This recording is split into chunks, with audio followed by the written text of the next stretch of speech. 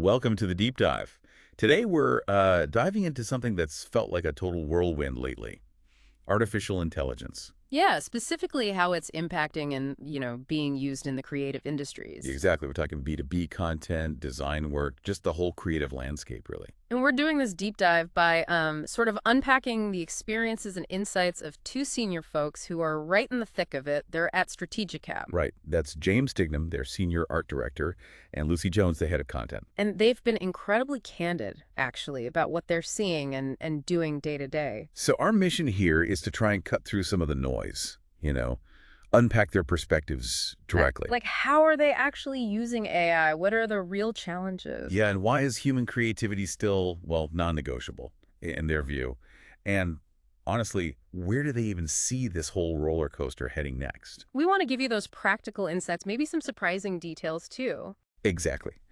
Think of it as a shortcut, maybe, to understanding AI in the creative space, straight from people grappling with it daily. Okay, let's dive in then. Okay, so first up, just their general vibe on AI right now. Mm-hmm. James described the period since tools like ChatGPT really exploded as a real whirlwind. Mm-hmm. He even said it's kind of exhausting just trying to keep pace. Things change so fast. Oh, it's wild, isn't it? How quickly the landscape shifts. And Lucy echoed that. She called it a weird time. A weird time, yeah. It's this big mix, isn't it? Like Yeah. genuine excitement, hope, but also, yeah, definite fear. And let's be honest, a fair bit of confusion for a lot of us. Yeah, that confusion feels totally understandable when things move this quickly. Yeah. But it sounds like their main view is, well, they see AI as a tool, maybe even a partner sometimes. Right. James mentioned he likes it as a good partner to bounce ideas off. Okay. And Lucy sees it very much as like a collaborator. She called it just another tool in the content toolbox. Simple as that. But what's really interesting here, and James makes this key distinction, is that currently, AI is basically an imitator. It's not really an ideator. Right. Because the models are built on all this existing data, right? So they're amazing at remixing patterns. But that spark, Mm-hmm. the totally new idea, Yeah. that's still very much human territory. That feels like a really crucial point to get right from the start. And Lucy's approach kind of leans into this, doesn't it? She's very much in that, explore, test, push it till it breaks mode. Mm-hmm. She wants to see exactly where it genuinely helps, maybe those time-sucking tasks or getting a really rough draft down, breaking down complex stuff. And figure out how best to work with it, knowing it's built on those existing patterns. Yeah. Okay, but even though they're exploring it, using it, Yeah. we have to admit, AI is still a pretty touchy subject in creative circles, isn't it? Oh, absolutely. There's a feeling, James shared this, that maybe as an industry, we've kind of run before we can walk with rolling this out. Right. And that's led to some pretty significant ethical questions, compensation questions bubbling up. Like those fundamental things James brings up. How do we make sure artists, creatives, are compensated fairly when their work is used, often without even asking? Yeah, used to train these models. And how do we stop this situation where people are just automatically opted in to these systems using their stuff? It forces them to try and opt out everywhere, which is exhausting. That whole Ghibli-inspired art trend is such a clear example of this tension, isn't it? It really is. AI models trained on specific artists' styles, like Studio Ghibli's, churning out stuff that looks incredibly similar, but in, seconds. And you think about Ghibli's actual process, Yeah. where 4 seconds of animation can take months of human craft. The contrast is, well, it's jarring. Totally jarring. And yeah, technically you can't copyright a style. That's the usual defense. But the real issue James and others are hitting on is using the actual work underneath to train the models without permission, without compensation. It feels like imitation without any fair return. And this loops right back to that imitator versus ideator thing. James sees a real danger here of devaluing the idea itself. Which he argues is the most vital bit of the whole creative process. Yeah. That story about agencies boasting they can recreate iconic ads for $500. Oh, yeah. It really highlights it. It's not a tribute, is it? It's imitation built on this huge foundation of human thought, strategy, craft that costs way more time and expertise. It just feels Insulting, almost. Yeah. Because it skips the hardest part, the valuable part. Exactly. And then beyond the ethics, there's the human cost.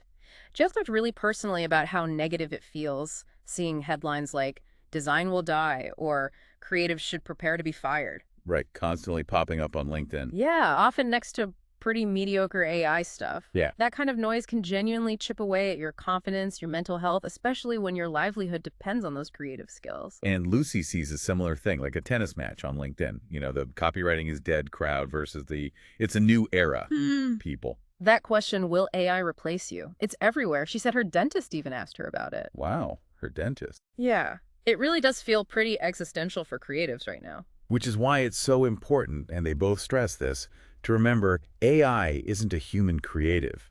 It supports the work. It helps digest sources, maybe personalize things, and yeah, it can speed certain tasks up, definitely. But Lucy's key insight here, I think, is that the best use cases they've found are always collaborative. Always. They need human insight, original ideas, strategic thinking.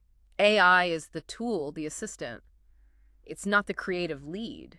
And this points to a really interesting potential issue. Lucy brought up this idea of the slop effect. Yeah, the slop effect. So right now, AI trains on human work, which is generally high quality, right? Right. But if there aren't ways to protect that original human stuff, the incentive to create it might drop off. And then what happens? AI starts training mostly on AI-generated content, which is already derivative. And if AI trains on AI, which trained on AI, you can see how the quality, the originality, could just degrade across the whole digital world over time. It's a pretty strong argument for why we need to value human ideas, not just for ethics, but to avoid this future of, digital slop. Definitely. So, okay, despite all these pretty big concerns and challenges, are they actually using AI in their daily work? Oh, yeah. Resounding yes. And James is really clear. He's definitely not anti-AI. He finds real value in it, saves him time, makes workflows smoother. So what's he using? He mentioned embedded generative AI and tools like Photoshop, Illustrator. Yeah, like generative fill. Yeah. Says it saves him loads of time on tasks like retouching or extending backgrounds, that kind of thing. Okay, makes sense. He's also using Adobe's image generator, and specifically because it's trained on a royalty-free stock environment. So that sidesteps some of those ethical training data worries we were just talking about. Exactly. Smart. Has he tried other stuff? Yeah, he's played with image-to-video generators, found the results interesting, was his word. Interesting. But for practical stuff, he reckons good stock footage often gives better time to value than spending ages prompting for just a short clip. Right, the effort versus reward. He mentioned other image generators too, like Leonardo. Likes its Canvas feature for having more control over composition and details, which you need for specific briefs. That granular control is key sometimes. And even the image generation in GPT-4o has been handy for quickly mocking up visuals for things like LinkedIn posts. But, and this was a huge point for him every single time, it needs human intervention. Every time.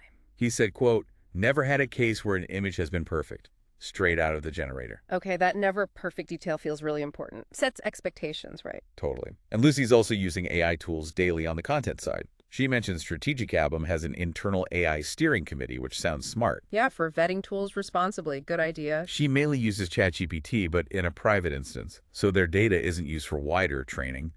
And they're obviously super mindful of client data policies. Of course. And practically. What's she using it for? Well, just having the GPT Canvas feature open sometimes to collaborate, create, adjust, simplify bits of work as she goes. Okay, like a constant scratch pad or assistant. Yeah. And she finds it priceless for digesting really big, complex briefs or insight documents. Oh, I can see that. Distilling key info from dense sources quickly. That's a massive time saver. Lets the human focus on the strategic bit. Exactly. They're even building a custom GPT. They call it an oracle. An oracle? Yeah. Sounds fancy. Yeah. Basically a central knowledge source, a sounding board for the team on things like content formats or QA best practices. Cool. And they're using AI to support broader ideation sessions, help repurpose content into different formats, exploring things that might have been too time-consuming before.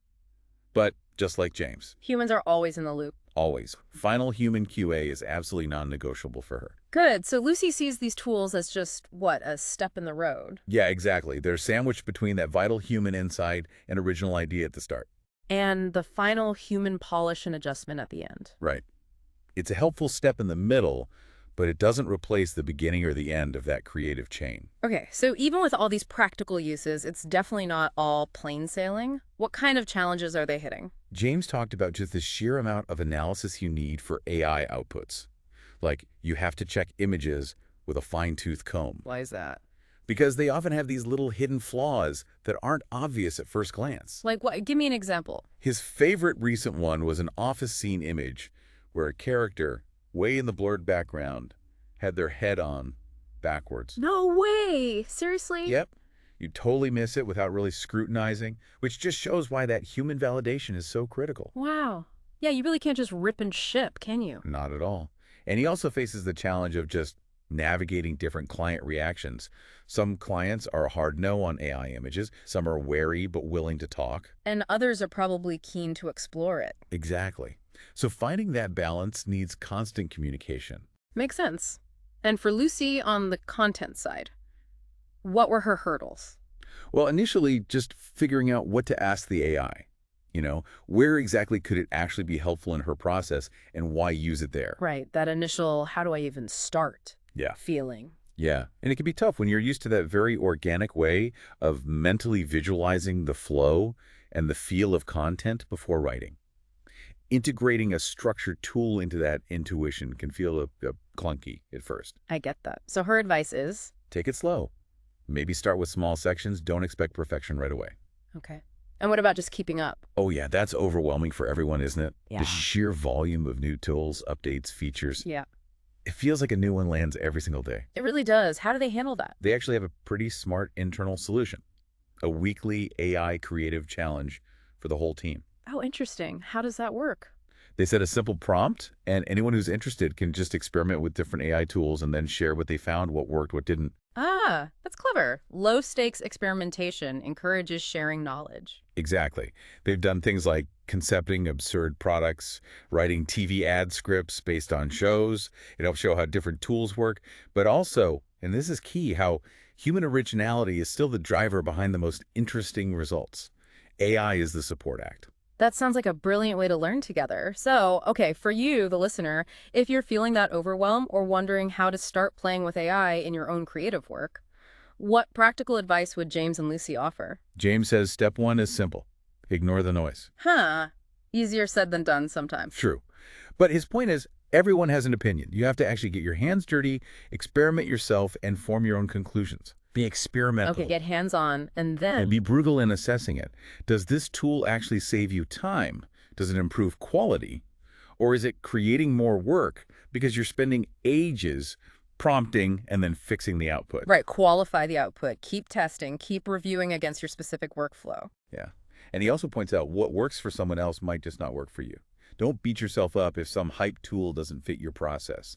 Just keep trying things. Good point. Anything else from James?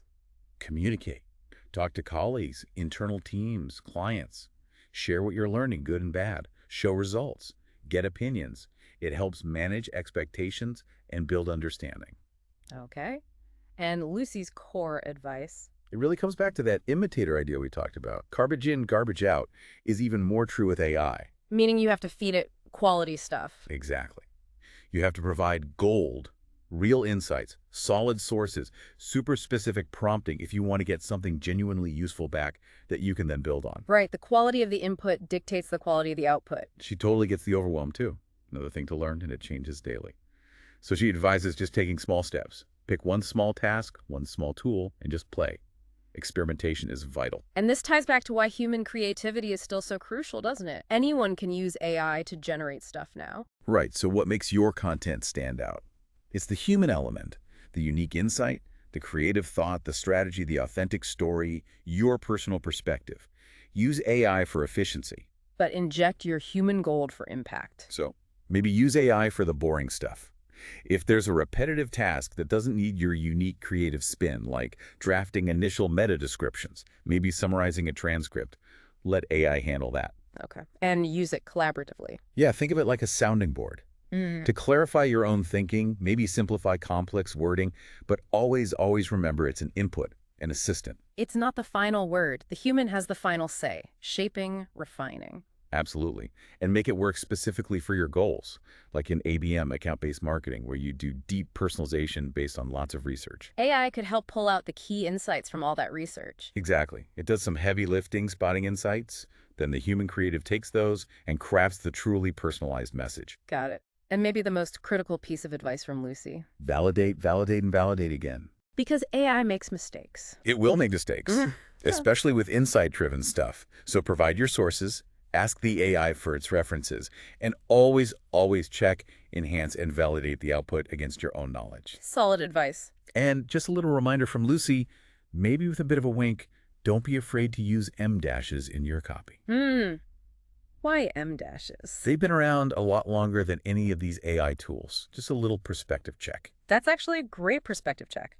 So, okay, looking ahead then, where do James and Lucy see this whole complex relationship between AI and creativity actually going? James has a really strong feeling that craft, actual human craft, is going to make a powerful comeback. Interesting. Why? Because with AI making imitation so easy, he thinks audiences will get better at spotting the difference between stuff just thrown together by AI versus work that was truly crafted with human intent and skill. And he's optimistic that the crafted work will win out in the end. He sees authentic, human-driven marketing rising to the top. If everyone just uses AI to rip it and ship it, the digital world risks becoming incredibly noisy, just saturated with generic stuff. So ideation beats imitation, and brands that can define and express their unique difference, led by human creativity, will be the ones that cut through. He even wonders if AI might be a tipping point for digital overload generally. Ooh. As online gets noisier with easy content, maybe people start tuning out more. Maybe valuing traditional media more, or just longer-lasting, genuinely crafted experiences over disposable digital trends. Could be. And Lucy agrees AI isn't going anywhere. But she firmly believes authentic creative content isn't leaving either. So a balance. She expects a new balance to emerge. It could even lead to a whole new wave of creativity and formats as teams get more imaginative about how they use AI, rather than just relying on it. And crucially, she knows audiences today are really wise to poor work. Yeah. If content lacks quality, authenticity, real human insight, people will spot it and just switch off. That slop effect isn't something audiences will put up with. True. So marketing has always been about adapting to connect meaningfully. Exactly. So her final thought on the future is basically, don't use AI just to scale up poor or derivative stuff. Use it intentionally to take quality creativity that humans spark, that craft to new levels, explore new formats, reach people in more impactful ways. So wrapping all this up then, it really feels like the core message from these two sources is pretty clear. AI is powerful, it's evolving incredibly fast, it has real challenges. Especially around ethics and needing that rigorous validation. But when you view it through that lens of AI being an imitator that needs a human ideator and validator, it's best seen as a collaborator, right? An assistant to boost our capabilities. Yeah, not a replacement for our core human creativity and strategic thinking. And looking ahead, the future probably favors that crafted, authentic human work, the kind that uses AI thoughtfully, intentionally, to enhance things. Rather than just relying on easy imitation in a world that's already drowning in digital noise. Which leaves us with something pretty substantial for you, the listener, to consider as you navigate your own creative work.